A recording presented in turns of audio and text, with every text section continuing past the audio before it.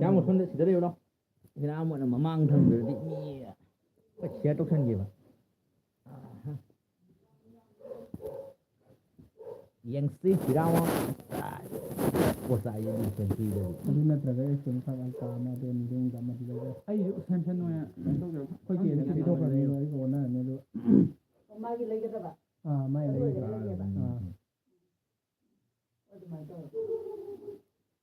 จะสาวน่าดูที่พูดที่ป้ามันก็ค่อยเกี่ยวน่าดูค่อยเกี่ยวที่ป้ามันละอันใดเนี่ยต่างกันมวยนี่ดีแต่ต่างกันไม่ต้องกันพยายามต่างกันลงกันแล้วพี่สุดพี่นี่ไอ้ยี่ห้อชาจี่เจ้าโรนี้ด้วยเฮ้ยมาก็ดีโกโร่เนี่ยโกโร่ไอ้โกโร่ไอ้คอยไลฟ์ทาบยาดีนะชมยังนี่ให้เราหมดตำนี้โกโร่ดอกไอ้เชื่อต้องเส้นเดียวให้เราหมดที่จำตะเชื่อพลาดไลฟ์ก็ต้องเส้นดูนะไอ้เนี่ยยินหันอรุณโอสิเลย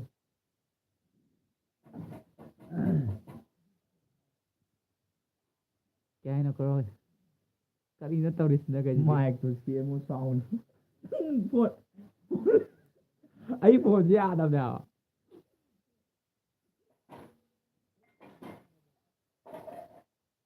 ไม่ได้ไปได้เนื้อที่ตัวเองมีไอ้ตรงนี้ใบใบนี้มืออยู่กันอะไรแบบเดี๋ยวนะที่มือตาเขากระจายหน้ามือตลอดมือเลยเสียก็คนมือจะได้เสียเดี๋ยวต้องมองตาไปแห่ที่ไม่ที่ยาเลยดูดิบ้านนี้จะตาหน้าที่เหนื่อยเหมือนตาไปแห่ที่บ่เราบินมาไอ้ไม่จับซะสิหรอไอ้ไม่จับซะเลยมาตาไปแห่บุรุษเกศเลยมั้งไม่รู้อยู่แม่รู้อยู่ไอ้บ่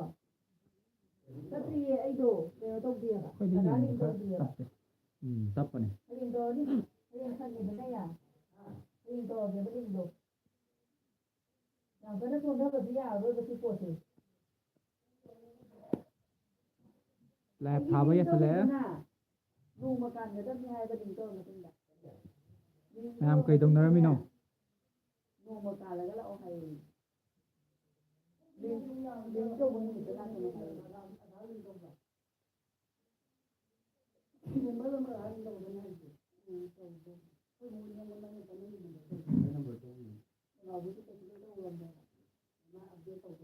นี่ห้องนี้มีมาดีนี่มีโชคเลยเลยทำไงห้องนี้ก็น่ากันเอายิงนี่แหละยิงกันโกโร่เนี่ยมาเท่าผมเลยมาเลยเท่าผมเลยมาเลย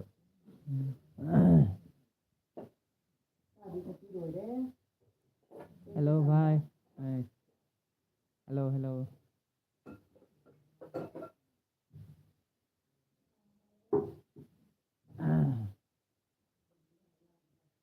แต่สักคนให้ก็ทางนี้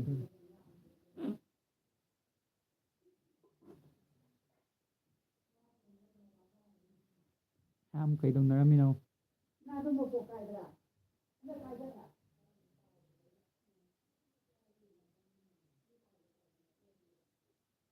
ไอ้เจ้าหนุ่มตัวโบยเสียดายโบยเสียหน้าที่เดียนเราเลิกเนี่ยหาที่นี้ให้อยู่เดี๋ยวตัววันเนี่ยไม่ยอมวันจะที่บอกนะนี่เนี่ยเขามีน้ำพี่เทียนเนี่ยอยู่ดิพี่โป้ยเดี๋ยวว่าน้ำพี่ทีวีนี่แหละตอกนอต้องแบบ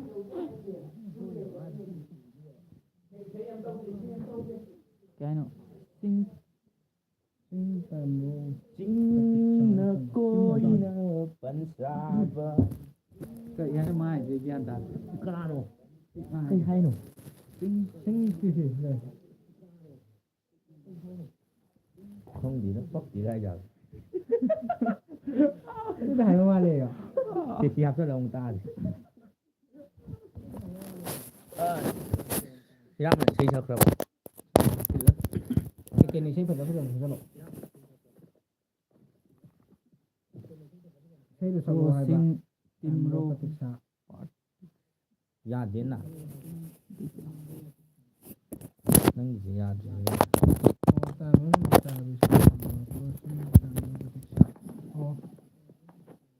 ꯈꯪꯕ꯭ꯔꯣ ꯅꯪ ꯏꯁꯩꯁꯦ ꯀꯩ ꯍꯥꯏꯅꯣ ꯁꯤꯒꯤ ꯇꯥꯏꯃꯔꯣ ꯄꯇꯤꯛ ꯑꯣ ꯅꯪꯒꯤ ꯁꯤ ꯏꯁꯩꯁꯦ ꯈꯪꯗꯤꯌꯦ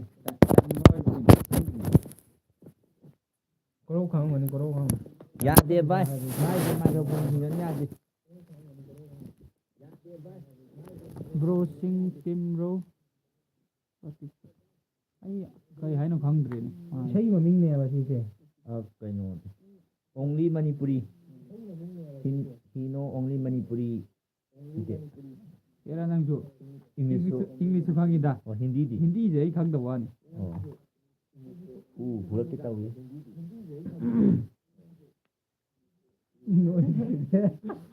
ꯍꯦꯟꯃꯜꯂꯦ ꯍꯥꯏꯕ ꯃꯤ ꯂꯣꯟꯕ ꯑꯃ ꯌꯥꯎꯁꯜꯂꯛꯏ ꯃꯥꯏꯁꯦ ꯁꯤꯁꯦ ꯏꯁꯇꯦꯟ ꯑꯃ ꯄꯨꯕꯤꯔꯛꯀꯦ ꯉꯥꯏ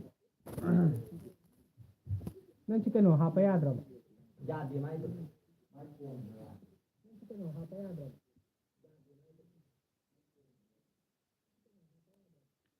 ꯖꯤꯕꯟ ꯏꯁꯩ ꯑꯃ ꯁꯛꯑ ꯉꯥꯏꯕꯁꯦ ꯏꯁꯩ ꯑꯇꯣꯞꯄ ꯑꯃ ꯁꯛꯆꯜꯂꯣ ꯃꯅꯤꯄꯨꯔꯤꯗ ꯀꯩꯅꯣ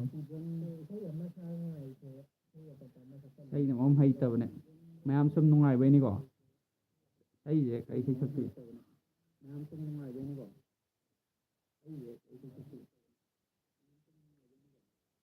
ꯀꯣꯔꯧꯗꯨ ꯀꯥꯏ ꯁꯛꯑꯒꯦ ꯏꯁꯩ ꯍꯥꯏꯔꯧꯅꯦ ꯀꯣꯔꯧ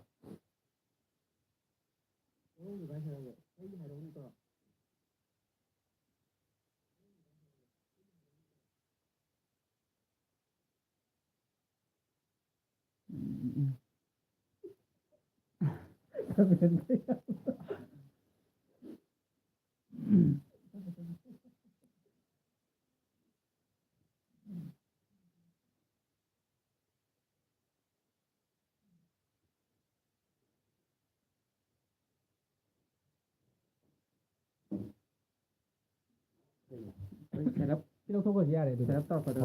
ꯑꯗꯨꯅꯦ ꯍꯥꯏꯁꯦ ꯅꯨꯡꯉꯥꯏꯅ ꯃꯥꯏꯀ꯭ꯔꯣꯐꯣꯟꯗꯨꯁꯨ ꯈꯔ ꯃꯌꯦꯛ ꯁꯦꯡꯕ ꯌꯦꯡꯉꯁꯦ ꯃꯥꯏꯀ꯭ꯔꯣꯐꯣꯟ ꯍꯥꯞꯄꯗꯤ ꯅꯨꯡꯉꯥꯏꯗꯧꯕ ꯃꯥꯏꯀ꯭ꯔꯣꯐꯣꯟ ꯍꯥꯞꯇꯕꯅꯤ ꯃꯥꯏꯀ꯭ꯔꯣꯐꯣꯟ ꯍꯥꯞ ꯌꯥꯕ ꯑꯣꯀꯦ ꯍꯥꯏ ꯕ꯭ꯔꯣ ꯅꯪꯒꯤ ꯄꯋꯥꯔ ꯕꯇꯟꯁꯦ ꯀꯗꯥꯏ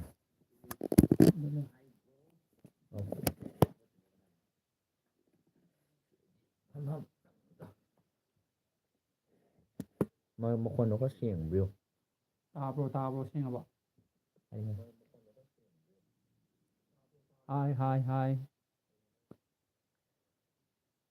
ꯁꯨꯔꯌꯥ ꯍꯥꯏ ꯏꯁꯩ ꯑꯃꯇꯪ ꯁꯛꯈꯥꯏꯔꯨꯁꯦ ꯏꯁꯩ ꯑꯃ ꯁꯛꯆꯜꯍꯧꯁꯦ ꯑꯩꯈꯣꯏꯁꯨ ꯄꯨꯂꯞ ꯇꯥꯒꯦꯕ ꯑꯩꯈꯣꯏ ꯄꯨꯟꯅ ꯁꯛꯁꯤ ꯀꯩꯅꯣ ꯑꯩꯈꯣꯏ ꯈꯣꯟꯁꯤꯒ ꯄꯨꯡ ꯌꯩꯔꯛꯀꯦ ꯄꯨꯡ ꯌꯩꯔꯛꯀꯦ ꯀꯨꯂꯔꯁꯦ ꯍꯥꯞꯄꯤꯒꯦ ꯇꯧꯕ ꯐꯣꯟꯁꯦ ꯁꯥꯒꯠꯇꯅꯕꯀꯣ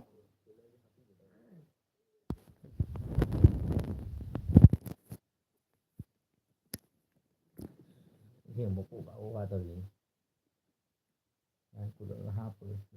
ꯃꯥꯏꯁꯤ ꯀꯩꯅꯣ ꯃꯥꯏꯀ꯭ꯔꯣꯐꯣꯟ ꯑꯃ ꯍꯥꯞꯄꯅꯤ ꯅꯨꯡꯉꯥꯏꯅꯕ ꯁꯦꯝ ꯁꯥ ꯀꯔꯤ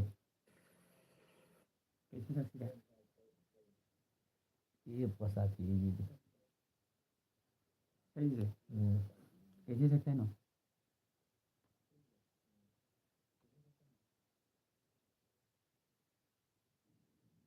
ꯁꯛꯑꯣ ꯑꯃ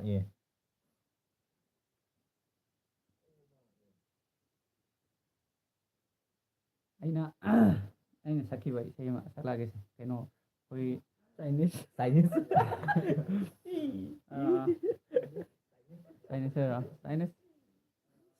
ꯅꯠꯇꯦꯗ ꯆꯥꯏꯅꯤꯁ ꯇꯧꯁꯦ ꯍꯥꯏꯔꯣ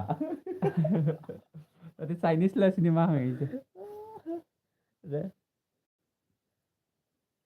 No, we are not Chinese. We are from India. Notice. Okay, let's sing. Mi lꯣꯡꯊꯣꯛꯈ꯭ꯔꯦ ꯏꯁꯩ ꯁꯛꯇꯕꯗꯒꯤ ꯁꯛꯂꯛꯑꯒꯦ ꯍꯜꯂꯛꯈꯤꯅꯤ ꯈꯜꯂꯤ ꯄꯪꯂ ꯑꯩꯒꯤ ꯊꯃꯣꯏꯅ ꯉꯥꯏꯔꯤ ꯅꯪꯕꯨ ꯃꯤꯀꯨꯞ ꯈꯨꯗꯤꯡ ꯂꯥꯛꯈꯤꯒꯅꯤ ꯅꯣꯡꯃ ꯅꯨꯡꯁꯤ ꯋꯥꯔꯤ ꯂꯤꯔꯅꯤ ꯇꯝꯂꯛꯈꯤꯅꯤ ꯅꯨꯡꯁꯤ ꯃꯄꯥꯎ ꯅꯪꯒꯤ ꯑꯩꯒꯤ ꯅꯨꯡꯁꯤ ꯋꯥꯁꯛ ꯀꯥꯎꯔꯕꯔ ꯍꯥꯏꯌꯨ ꯀꯔꯤꯒꯤꯅꯣ ꯋꯥꯍꯜꯂꯤꯕ ꯑꯉꯥꯎꯕ ꯊꯃꯣꯏꯕꯨ ꯀꯔꯝꯕ ꯅꯨꯡꯁꯤꯒꯤ ꯆꯥꯡꯌꯦꯡꯅꯣ ꯑꯩꯒꯤ ꯊꯋꯥꯏꯒꯤ ꯊꯋꯥꯏ ꯑꯣꯏꯔꯤꯕꯤ ꯂꯥꯛꯂꯣꯅꯦ ꯀꯣꯟꯖꯒꯦ ꯏꯊꯥꯅꯨꯡꯗ ꯂꯦꯞꯂꯔꯣ ꯂꯥꯛꯂꯣ ꯏꯃꯥꯡꯁꯤꯗ ꯌꯦꯡꯖꯒꯦ ꯅꯨꯡꯁꯤꯕꯤ ꯃꯥꯏꯊꯣꯡꯗꯣ ꯅꯪꯒꯤ ꯑꯩꯒꯤ ꯅꯨꯡꯁꯤ ꯋꯥꯔꯤ ꯅꯤꯡꯁꯤꯡꯂꯤ ꯉꯁꯤꯁꯨ ꯀꯔꯝꯕ ꯅꯨꯡꯁꯤꯒꯤ ꯆꯥꯡꯌꯦꯡꯅꯣ ꯍꯥꯏꯌꯨꯅꯦ ꯅꯪꯁꯨ ꯋꯥꯍꯩ ꯑꯃꯇ ꯀꯔꯤꯒꯤ ꯋꯥꯍꯜꯂꯤ ꯊꯃꯣꯏꯕꯨ ꯍꯥꯏꯌꯨꯅꯦ ꯅꯪꯁꯨ ꯋꯥꯍꯩ ꯑꯃꯇ ꯀꯔꯤꯒꯤ ꯋꯥꯍꯜꯂꯤ ꯊꯃꯣꯏꯕꯨ ꯂꯣꯏꯁꯟꯒꯦ ꯑꯇꯣꯞꯄ ꯏꯁꯩ ꯁꯨꯝ ꯍꯥꯏꯕꯤꯔꯛꯑꯣ ꯑꯩ ꯁꯛꯂꯛꯀꯦ Yes. Any song. He will sing. Chinese, English, Chinese kiss.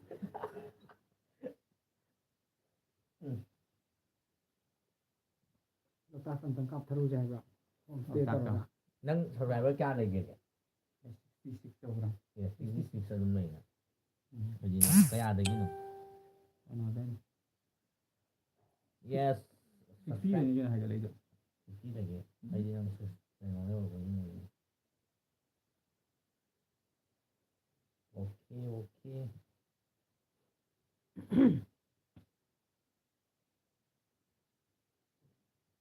ꯑꯩꯕꯨ ꯂꯣꯏ ꯊꯣꯛꯅꯈ꯭ꯔꯕ ꯑꯝꯇ Sang kani. Lakani ke dong buke. Lakani. ꯄꯨꯡ ꯈꯛ ꯃꯥꯜꯍꯟꯒꯗꯕꯅꯤ ꯒꯤꯇꯥꯔꯒ ꯈꯤꯡꯉꯒꯀꯣ ꯃꯤ ꯑꯅꯤ ꯑꯍꯨꯝ ꯇꯧꯔꯒ ꯒꯤꯇꯥꯔ ꯑꯃ ꯈꯤꯡꯉꯦꯗꯅ ꯅꯥꯀꯟꯗ ꯑꯃ ꯏꯁꯩ ꯁꯛꯇꯅ ꯑꯗꯨ Posta hai le ram. ꯄꯒꯥꯏ ꯍꯥꯏꯖꯜꯂꯦ Ayo, ayo pani. ꯑꯝꯇꯪ ꯂꯦꯛꯊꯔꯨꯁꯤꯗꯅ ꯍꯥ Loktak da. ꯂꯣꯛꯇꯥꯛꯇ ꯑꯗꯨ ꯑꯅꯥꯕꯁꯦ ꯅꯪ ꯑꯣꯏꯅ ꯃꯥꯟꯁꯤꯜꯂꯛꯑꯕ Adune haije. ꯑꯩꯈꯣꯏ ꯀꯤꯗꯤ ꯑꯅꯥꯕ Naznari.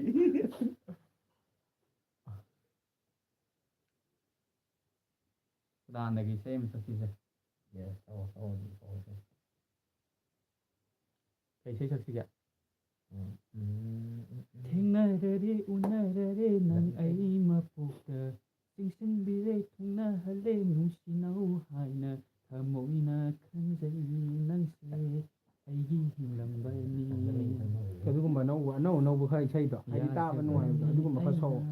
ꯅꯪ ꯉꯁꯥꯏ ꯏꯁꯩ ꯁꯛꯄꯗꯅꯤ ꯃꯤ ꯂꯣꯏ ꯊꯣꯛꯈ꯭ꯔꯤꯗꯣ ꯍꯥꯏꯗꯤ ꯃꯤꯗꯣ ꯈꯪꯗꯦꯕ ꯏꯁꯩꯗꯣ ꯏꯁꯩ ꯈꯔ ꯅꯨꯡꯉꯥꯏꯕ ꯈꯔ ꯁꯛꯑꯣ ꯑꯗꯨꯒ ꯃꯔꯛ ꯃꯔꯛꯇ ꯑꯗꯨꯒꯨꯝꯕ ꯈꯔ ꯌꯥꯜꯂꯁꯨ ꯑꯍꯟ ꯌꯦꯡꯉꯀꯥꯟꯗ ꯑꯅꯧꯕꯁꯦ ꯑꯃ ꯀꯩ ꯏꯁꯩꯅꯣ ꯁꯗꯥꯟꯗꯒꯤ ꯑꯗꯨꯝ ꯁꯛꯑꯁꯨ ꯌꯥꯏ ꯍꯟꯗꯛꯀꯤ ꯑꯅꯧꯕ ꯄꯥꯝꯃꯨꯏ ꯑꯗꯨ ꯁꯛꯑꯁꯨ ꯌꯥꯏ Handa block mo nangi. Mai, nati hanba live. ꯑꯍꯥꯟꯕ ꯂꯥꯏꯚ ꯊꯥꯕꯅꯦ Stream. ꯒꯤꯇꯥꯔ ꯈꯤꯡꯊꯔ ꯅꯦꯝꯐꯨꯄꯥꯟ ꯁꯛꯎꯁꯦ ꯍꯥꯏꯕ꯭ꯔꯣ ꯆꯠꯂꯒ ꯃꯩꯒ ꯊꯥꯔꯒ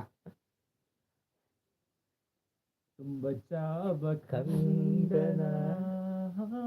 ꯎꯗꯨꯅꯇ ꯂꯩꯔꯦ ꯅꯨꯡꯁꯤꯕ ꯅꯪꯒꯤ ꯁꯛꯇꯝꯗꯣ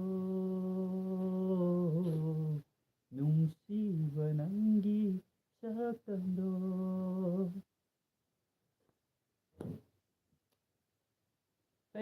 ꯏꯁꯩ ꯍꯥꯏꯔꯛꯑꯣ ꯃꯌꯥꯝꯁꯦ ꯁꯛꯊꯔꯒꯦ Ay gin niya sinungai. ꯁꯛꯊꯔꯒꯦ ꯂꯩꯔꯀꯥꯟꯗ ꯑꯅꯧꯕ ꯑꯃ ꯌꯦꯡꯉꯩꯁꯦ ꯁꯛꯆꯜꯂ ꯏꯁꯩ ꯑꯃ ꯍꯦꯛꯇ Yes. ꯈꯖꯥꯏꯒꯤ ꯗꯤꯝꯄꯜꯗꯨꯅ ꯈꯖꯥꯏꯒꯤ ꯁꯝꯕ꯭ꯔꯨꯗꯨꯗ ꯍꯥꯏꯒꯠꯅ ꯆꯥꯛꯅ ꯌꯦꯡꯂꯛꯄ ꯎꯇꯝ ꯑꯩꯗꯤ ꯉꯥꯎꯔꯦ ꯔꯥꯁꯤ ꯂꯩꯕꯤ ꯀꯨꯆꯨꯗ ꯉꯥꯡꯂꯛꯇꯧꯕ ꯁꯝꯂꯥꯡꯗꯣ ꯍꯥꯏꯒꯠꯅ ꯆꯥꯛꯅ ꯌꯦꯡꯂꯛꯄ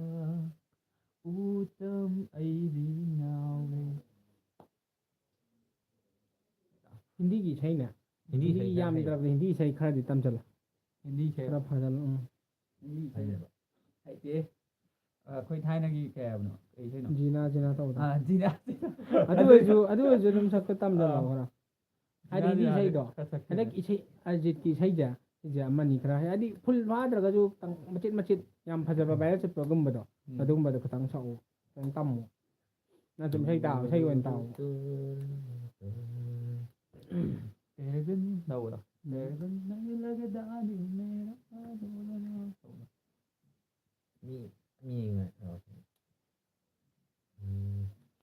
Hi. Welcome to my live stream. Select a song.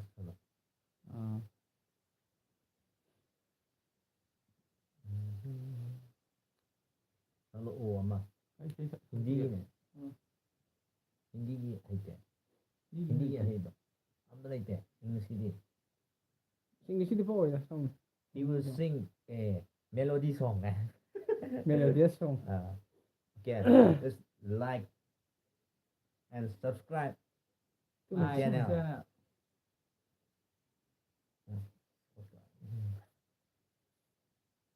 Thoche naujabi na tauda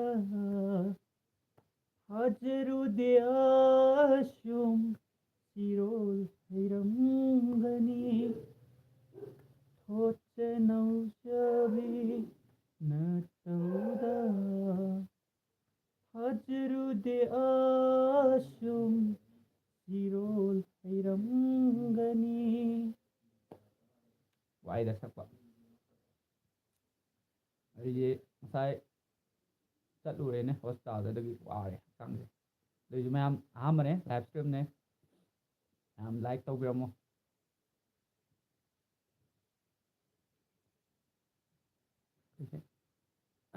ꯁꯦ ꯑꯩꯈꯣꯏ ꯑꯣꯖꯥ ꯑꯣꯖꯥ ꯇꯤꯖꯦꯟꯗ꯭ꯔꯒꯤ ꯅꯠꯇꯦ ꯑꯣꯖꯥ ꯀꯨꯟꯖꯕ꯭ꯔꯌꯥꯔꯒꯤ ꯏꯁꯩ ꯑꯃꯇ ꯁꯛꯆꯔꯛꯀꯦ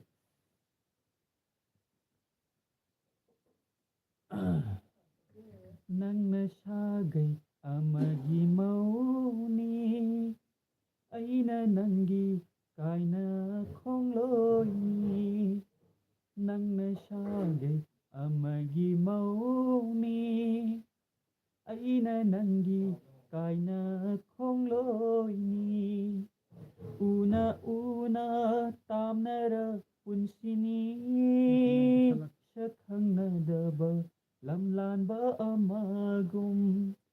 ꯎꯅ ꯇꯥꯝꯅꯔ ꯄꯨꯟꯁꯤꯅꯤ ꯁꯛꯈꯪꯅꯗꯕ ꯂꯝꯂꯥꯟꯕ ꯑꯃꯒꯨꯝ ꯅꯪꯅ ꯁꯥꯒꯩ ꯑꯃꯒꯤ ꯃꯧꯅꯤ ꯑꯩꯅ ꯅꯪꯒꯤ ꯀꯥꯏꯅ ꯈꯣꯡꯂꯣꯏꯅꯤ ꯑꯩꯅ ꯅꯪꯒꯤ ꯀꯥꯏꯅ ꯈꯣꯡꯂꯣꯏꯅꯤ ꯀꯩ ꯏꯁꯩ ꯍꯥꯏꯅꯣ ꯑꯦꯖꯦꯒꯤ ꯑꯃ ꯁꯛꯊꯔꯛꯑꯣ ꯑꯦꯖꯦꯒꯤꯔꯣ ꯑꯦꯖꯦꯒꯤꯁꯦ ꯋꯥꯕ꯭ꯔꯣ ꯑꯦꯖꯦꯒꯤ ꯋꯥꯕ ꯅꯠꯇꯕ ꯐꯥꯗꯕ ꯑꯦꯖꯦꯒꯤ ꯏꯁꯩ ꯊꯦꯡꯂꯕ ꯏꯪꯁꯤꯗꯗꯤ ꯐꯥꯗ꯭ꯔꯣ ꯊꯦꯡꯂꯕ ꯍꯤꯡꯁꯤꯗ ꯆꯤꯛꯂꯕ ꯃꯐꯝꯁꯤꯗ ꯉꯥꯏꯔꯤ ꯑꯩꯅ ꯅꯨꯡꯁꯤꯕꯤ ꯍꯋꯥꯏꯒꯤ ꯊꯋꯥꯏꯕꯨ ꯀꯠꯊꯣꯛꯈ꯭ꯔꯕꯅꯤ ꯍꯋꯥꯏꯁꯦ ꯑꯩ ꯐꯥꯗꯦꯕ ꯏꯁꯩꯗꯣ ꯑꯦꯖꯦꯒꯤꯁꯦ ꯅꯪ ꯏꯁꯩ ꯑꯔꯤꯕꯗꯪ ꯐꯥꯔꯗꯤ ꯌꯥꯔꯣꯏ ꯑꯗꯨꯗꯤ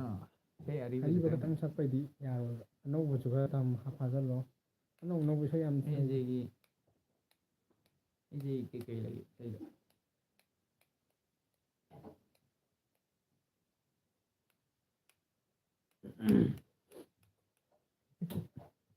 ꯊꯦꯡꯅ ꯐꯪꯒꯅꯨ ꯑꯗꯨ ꯑꯦꯖꯦꯒꯤꯔꯣ ꯍꯟꯊꯔꯣ ꯊꯥꯏꯅꯒꯤ ꯑꯦꯖꯦꯒꯤ ꯒꯥꯏꯗꯤꯡꯗꯨ ꯅꯪ ꯆꯠꯂꯝꯃꯣ ꯇꯧꯔꯒꯦ ꯑꯣ ꯊꯥꯏꯅ ꯑꯦꯖꯦ ꯑꯃ ꯂꯩꯔꯝꯕꯗꯣ ꯑꯗꯨꯒꯤꯔ ꯁꯤꯁꯦ ꯁꯤꯌꯔ ꯇꯧꯕꯗꯣ ꯀꯥꯏꯗꯅꯣ ꯃꯥꯒꯤ ꯂꯥꯏꯐꯁꯦ ꯂꯥꯏꯐ ꯁꯤꯌꯔ ꯇꯧꯕ꯭ꯔꯣ ꯍꯧꯖꯤꯛꯀꯤꯗꯨꯗ ꯌꯥꯎꯔꯝꯒꯅꯤ ꯀꯩꯅꯣ ꯌꯥꯎꯔꯝꯗꯧ ꯃꯥꯜꯂꯦ ꯀꯩꯅꯣꯗꯣ ꯑꯩꯈꯣꯏ ꯑꯣꯖꯥ ꯇꯤꯖꯦꯟꯗ꯭ꯔꯒꯤ ꯁꯦꯝꯃ ꯇꯧꯔꯁꯦ ꯀꯩꯁꯦ ꯀꯩ ꯀꯩꯅꯣ ꯑꯃ ꯀꯩꯅꯣꯗꯣ ꯁꯥꯏꯠꯀꯤ ꯁꯝꯖꯤꯒ ꯑꯩꯗꯤꯕ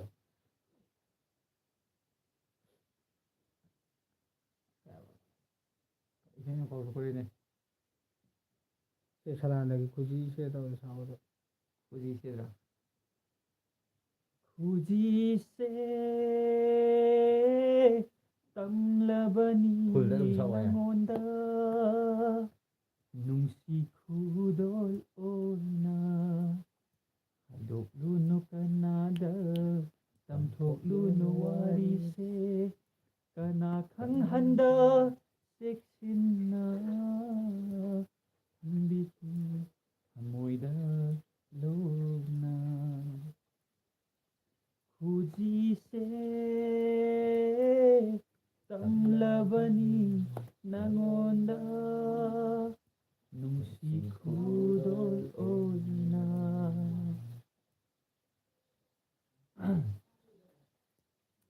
ꯂꯩꯌꯦ ꯈꯤꯇꯪ ꯁꯥꯡꯅ ꯁꯛꯎ ꯁꯋꯥꯏ ꯅꯪꯅ ꯈꯔ ꯐꯥꯕꯁꯦ ꯃꯈꯥ ꯁꯥꯡꯅ ꯁꯧꯕ ꯌꯥꯔꯦ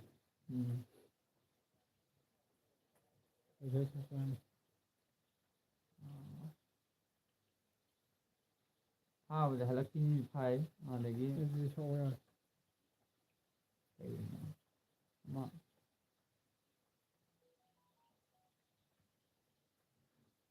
ꯁꯨꯃꯥꯏꯅ ꯇꯧꯔꯅꯤ ꯑꯗ ꯏꯁꯩꯁꯦ ꯑꯗ ꯀꯥꯎꯊꯣꯛꯈꯤꯅꯦꯕ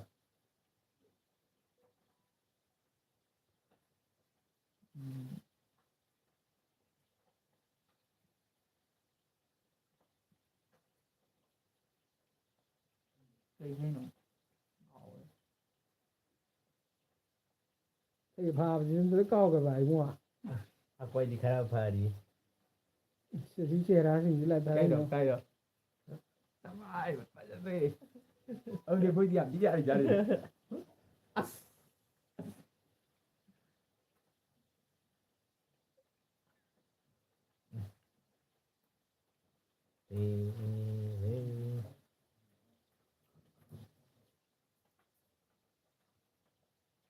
ꯊꯥꯕꯜ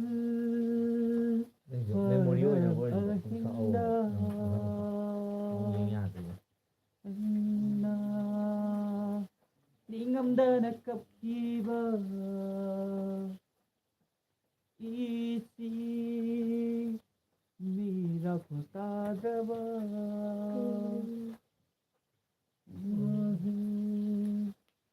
ꯃꯃꯩꯗ ꯊꯞꯈꯤꯕ ꯊꯦꯡꯅꯔꯁꯨ ꯅꯪ ꯑꯩ ꯅꯨꯃꯤꯠꯇꯣ ꯅꯨꯡꯉꯥꯏꯈ꯭ꯔꯁꯨ ꯅꯪ ꯑꯩ ꯅꯨꯃꯤꯠꯇꯣ ꯊꯦꯡꯅꯔꯁꯨ ꯂꯝꯕꯤ ꯂꯝꯈꯥꯡꯗ 이참 난 아이통나시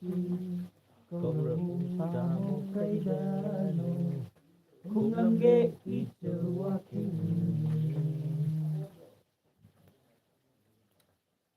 Gaira moy machetsinda Susinduna lay haure nungsiba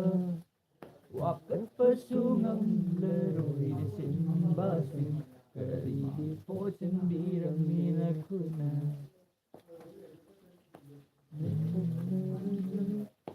Mapuktarila haugatanaba Ninna pungan biramle itazaba O mapuktarila haugatanaba Ninna pungan biramle itazaba Tanggoy na sakidaba Mainong dalang sindiram lenong siba Mainong dalang sindiram siba Hindu na ata sa ito. Hindu na ata sa second.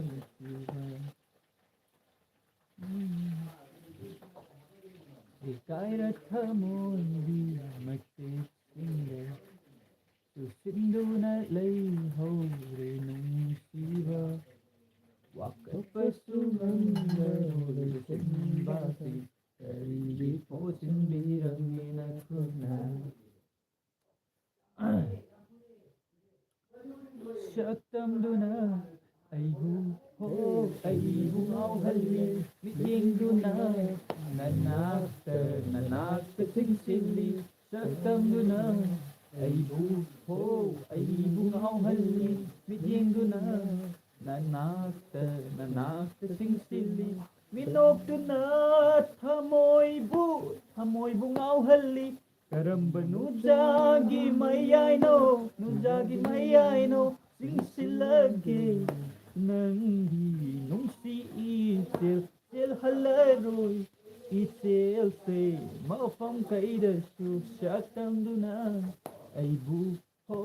aibu ngauhalli mityengduna nanakta singsilli saktamduna Nujagi mai thong fazabagum thamoida minungsi haibara nungsi irik amata khitpiu pathang aingonda. Once again. Nujagi mai thong fazabagum thamoida minungsi haibara nungsi irik amata khitpiu pathang aingonda. Lepsage aisu nang tagi oi lepiu aisu nang tagi oi Lepsage aisu nang tagi oi lepiu aisu nang tagi oi satminna si kutka kuzeng paloi menana satminna si kutka kuzeng paloi menana saktamduna aibu ho aibu ngauhalli mityengduna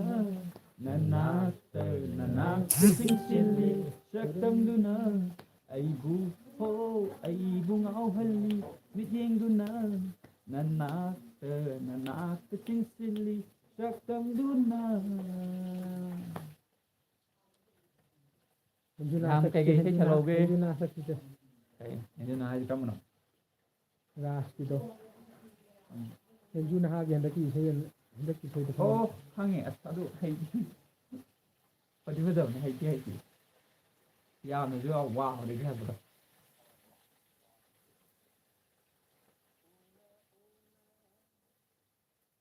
Đâu về đó giờ. Cái thế nào? Una nè.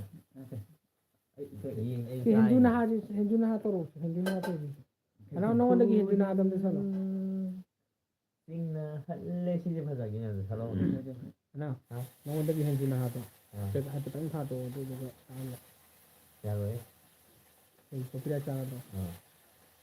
Mati ang kata ni kan mai jeng alo ha ko ani mai kan no. Atu to okay. Mai sa pen.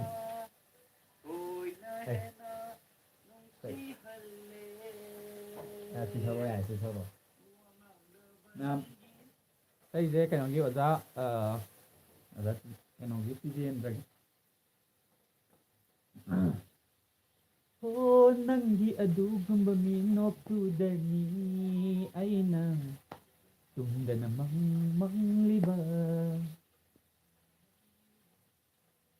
nangi adugam baminop tudani aina tunda namang liba nangi adugam bamityeng dudani aina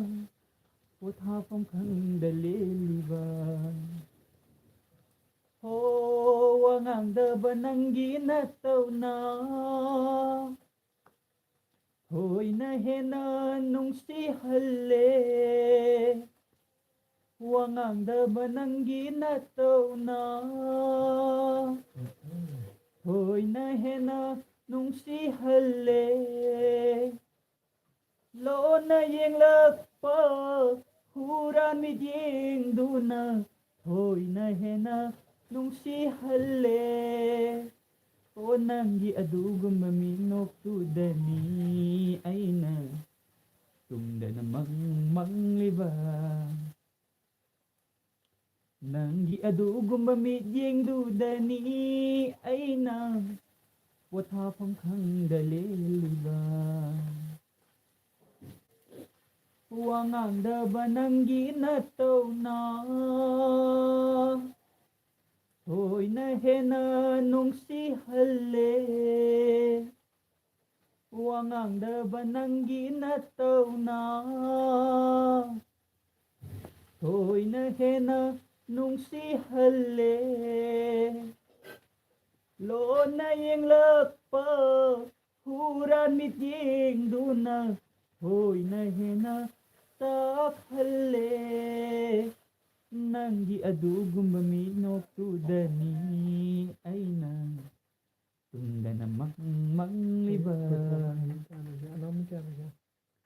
ꯅꯪꯒꯤ ꯑꯗꯨꯒꯨꯝꯕ ꯃꯤꯠꯌꯦꯡꯗꯨꯗꯅꯤ ꯑꯩꯅ ꯄꯣꯊꯥꯐꯝ ꯈꯪꯗ ꯂꯦꯜꯂꯤꯕ ꯂꯣꯏꯁꯜꯂꯁꯦ ꯉꯁꯤ ꯄꯨꯡꯈꯥꯏ ꯑꯃ ꯊꯥꯔꯦ ꯍꯌꯦꯡꯁꯨ ꯄꯨꯡꯈꯥꯏ ꯑꯃ ꯊꯥꯔꯣ ꯌꯥꯝ ꯂꯣꯏꯁꯤꯜꯂꯒꯦ ꯌꯦꯁ ꯀꯦꯅꯤꯁꯅ ꯃꯣꯏꯁꯦ ꯂꯨꯍꯣꯡꯕꯗ ꯍꯥꯏꯔꯝꯕꯅꯤꯅ ꯇꯥꯡ ꯑꯩ ꯕꯦꯇ꯭ꯔꯤ ꯌꯥꯎꯗ꯭ꯔꯦ ꯐꯣꯟꯁꯨ ꯅꯝꯕ ꯆꯠꯂꯦ